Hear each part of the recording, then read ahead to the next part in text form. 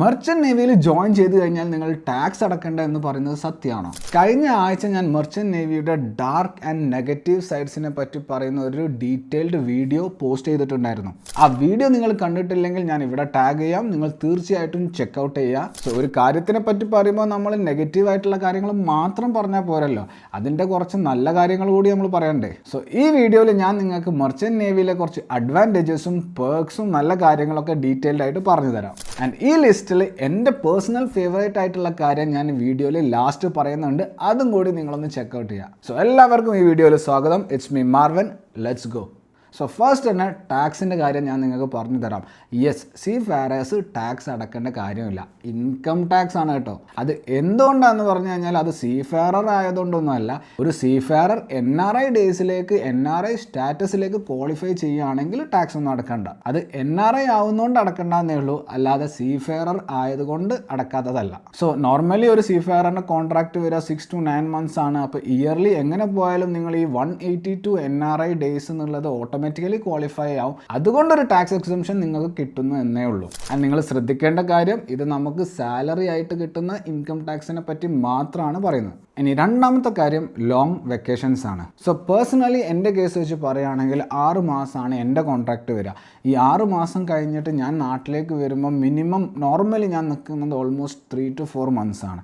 എൻ്റെ കേസിൽ എൻ്റെ കോൺട്രാക്റ്റ് വരുന്നത് വോയേജ് കോൺട്രാക്റ്റ് ആണ്. വോയേജ് കോൺട്രാക്റ്റ് പറഞ്ഞാൽ ഇത്രയേ ഉള്ളൂ, ഞാൻ പോകുന്ന ഷിപ്പിലേക്ക് 6 മാസത്തേക്കുള്ള ഒരു കോൺട്രാക്റ്റാണ് ഞാൻ സൈൻ ചെയ്യുക. സോ 6 മാസം കഴിഞ്ഞാൽ ആ കോൺട്രാക്റ്റ് കംപ്ലീറ്റ് ആവും, ഞാൻ തിരിച്ച് വീട്ടിലേക്ക് വരും. എൻ്റെ കമ്പനി എന്നോട് പിന്നെയും ചോദിക്കും എന്നാണ് തിരിച്ച് ജോയിൻ ചെയ്യാൻ റെഡി ആവുക. എനിക്ക് പേഴ്സണലി ഓക്കെ ആണ്, റെഡിയാണെന്ന് പറയുന്ന ഒരു ഡേറ്റ് ആണ് ഞാൻ കൊടുക്കുക. നോർമലി ഞാൻ 3 to 4 monthsൻ്റെ വെക്കേഷനൊക്കെ എടുത്തിട്ടാണ് പോവാറ്. ഇതും കമ്പനി ടു കമ്പനി വേരി ചെയ്യും. സോ യെസ്, ഞങ്ങളുടെ വെക്കേഷൻ കുറച്ച് ലോങ് ആയിട്ട് തന്നെ വരിക, മറ്റു പ്രൊഫഷൻസിനെ വെച്ച് കമ്പയർ ചെയ്യുമ്പോൾ ലോങ് ആയിട്ട് തന്നെ വരിക. സോ ഇങ്ങനെ ലോങ് വെക്കേഷൻ തരാൻ ഒരുപാട് റീസൺസ് ഉണ്ട്. അത് കഴിഞ്ഞ ആഴ്ച ഞാൻ ഇട്ട വീഡിയോ നിങ്ങൾ ചെക്കൗട്ട് ചെയ്യാൻ നിങ്ങൾക്ക് അതിൻ്റെ കാര്യങ്ങളൊക്കെ മനസ്സിലാവും. മൂന്നാമത്തെ കാര്യം സാലറിയാണ്. സാലറി ഈസ് ഗുഡ്, ഗ്രേറ്റ് എന്നൊന്നും ഞാൻ പറയില്ല.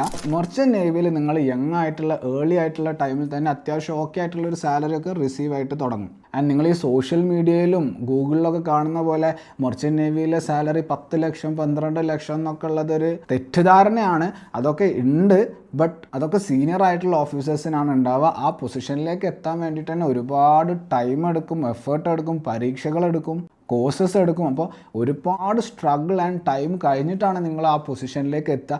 ഒരു ക്യാപ്റ്റനോ ഒരു ചീഫ് എഞ്ചിനീയറൊക്കെ ആകുമ്പോൾ നിങ്ങൾക്ക് ആ പറയുന്ന സാലറി ഒക്കെ കിട്ടും, അതിനേക്കാൾ കിട്ടും. ബട്ട് അതൊക്കെ ലൈഫിൽ ഒരുപാട് കഴിഞ്ഞിട്ടുള്ളൊരു കാര്യമാണ്. സോ ഇനീഷ്യലി നിങ്ങൾ നോക്കുകയാണെങ്കിൽ നിങ്ങൾക്ക് ഓക്കെ ആയിട്ടുള്ള ഒരു salary compared to other professions എന്തായാലും ഏർലി ഇൻ ലൈഫ് നിങ്ങൾക്ക് കിട്ടും. പിന്നെ നാലാമത്തെ, നിങ്ങൾക്ക് എല്ലാവർക്കും അറിയാം, നമുക്ക് ഒരുപാട് ട്രാവൽ ചെയ്യാൻ വേണ്ടിയിട്ട് പറ്റും. ബട്ട് ഇതിലും നിങ്ങൾ ശ്രദ്ധിക്കേണ്ട കാര്യം, യെസ് ട്രാവലിംഗ് ഒക്കെ പോസിബിൾ ആണ്, ബട്ട് അതിനും അതിൻ്റേതായ ഡിഫിക്കൽട്ടീസ് ഉണ്ട്. നിങ്ങൾ ഒരു രാജ്യത്തെ പോർട്ടിലേക്ക് പോകുമ്പം അവിടെ നിങ്ങൾക്ക് ഡ്യൂട്ടി ഉണ്ടാവും, പിന്നെ റെസ്റ്റ് ടൈമിൽ വേണം നിങ്ങൾ പുറത്തൊക്കെ കറങ്ങാൻ വേണ്ടി പോകാൻ. അതൊക്കെ നിങ്ങൾ മൈൻഡിൽ വെക്കുക. ചിലപ്പോൾ നിങ്ങളുടെ സ്ലീപ്പ് സാക്രിഫൈസ് ചെയ്തിട്ടാവും നിങ്ങൾ പുറത്ത് കറങ്ങാൻ വേണ്ടി പോകേണ്ടി വരിക. പിന്നെ വേറൊരു കാര്യം നിങ്ങൾ മനസ്സിൽ വെക്കേണ്ടത് എന്താണെന്ന് വെച്ച് കഴിഞ്ഞാൽ, ഷിപ്പിൻ്റെ ടൈപ്പ് അനുസരിച്ചിട്ട് നമുക്ക് പുറത്ത് പോകാനുള്ള ചാൻസ് കൂടാനും കുറയാനും ചാൻസ് ഉണ്ട്. ഇപ്പോൾ നിങ്ങളൊരു കണ്ടെയ്നർ ഷിപ്പിലൊക്കെ ആണെന്നുണ്ടെങ്കിൽ നിങ്ങൾ ഒരുപാട് ഫ്രീക്വൻ്റ് ആയിട്ട് ഇങ്ങനെ പോർട്ടിലേക്കൊക്കെ പോയിക്കൊണ്ടിരിക്കും. ഇനി വേറെ ടൈപ്പ് ഓഫ് ഷിപ്പൊക്കെ ആണെങ്കിൽ അത്ര ഫ്രീക്വൻ്റ് ആയിട്ട് ചിലപ്പോൾ ഓരോ കൺട്രീസിലും പോർട്ടിലേക്കും പോകാനുള്ള ചാൻസ് കുറവാണ്. സോ അതുകൂടി നിങ്ങളൊന്ന് മൈൻഡിൽ വെക്കുക. സോ ഓരോ ടൈപ്പ് ഓഫ് ഷിപ്പിൽ വർക്ക് ചെയ്യുന്ന സീഫെയറേഴ്സിൻ്റെ പെർസ്പെക്റ്റീവ് വളരെ വളരെ ഡിഫറെൻ്റ് ആയിരിക്കും. പിന്നെ അടുത്തത്, ഷിപ്പിൽ നമുക്ക് ഫ്രീ ആയിട്ടാണ് അക്കോമഡേഷനും ഫുഡും റിക്രിയേഷണൽ ഫെസിലിറ്റീസും ഒക്കെ വരിക. പിന്നെ നിങ്ങൾക്ക് അഡീഷണൽ ആയിട്ട് ഫുഡ്, ചോക്ലേറ്റ്സ് അങ്ങനത്തെ കാര്യങ്ങളൊക്കെ വേണമെന്നുണ്ടെങ്കിൽ നിങ്ങൾ പേ ചെയ്തിട്ട് വാങ്ങാം. ബട്ട് നോർമലി നിങ്ങളൊരു അടിപൊളി ടോപ്പ് കമ്പനിയിലൊക്കെ ആണെന്നുണ്ടെങ്കിൽ നിങ്ങൾ ഫുഡിൻ്റെ കാര്യത്തിൽ വിഷമിക്കണം, നല്ല അടിപൊളി ഫുഡ് നിങ്ങൾക്ക് കിട്ടും.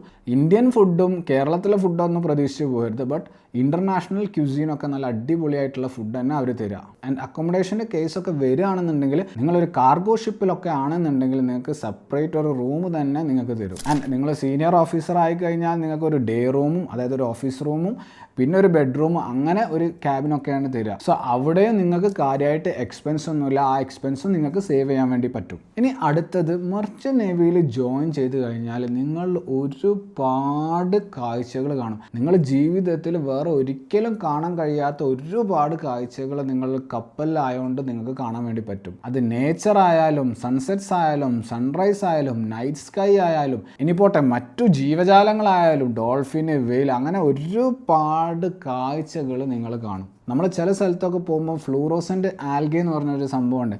കടലിൽ മൂവ്മെൻറ്റ് ഉണ്ടായി കഴിഞ്ഞാൽ ഗ്ലോ ചെയ്യുന്ന ഒരു മൈക്രോ ഓർഗാനിസം ആണത്.